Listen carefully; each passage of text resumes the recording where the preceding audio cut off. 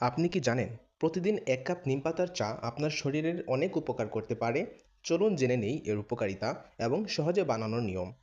Number 1, রক্ত পরিষ্কার করে। নিমপাতার চা শরীরের ভেতরে টক্সিন দূর করে, ফলে আপনার রক্ত পরিষ্কার হয় এবং শরীর থাকে সতেজ। নাম্বার 2, ত্বক ভালো রাখে। ব্রণ, অ্যালার্জি বা র্যাশের সমস্যা থাকলে এটি দারুণভাবে উপকার করে। ত্বক হয় উজ্জ্বল এবং সুন্দর।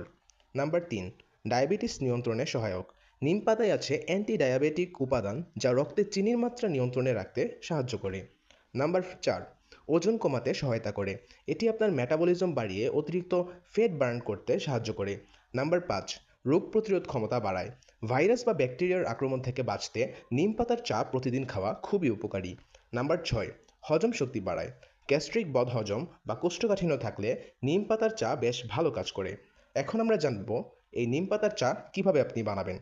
১ গ্লাস পানি নেন, তাতে ৫ থেকে ৬টি ধোয়া নিমপাতা দিয়ে দিন। এবার ৫ মিনিট ফুটিয়ে নিন।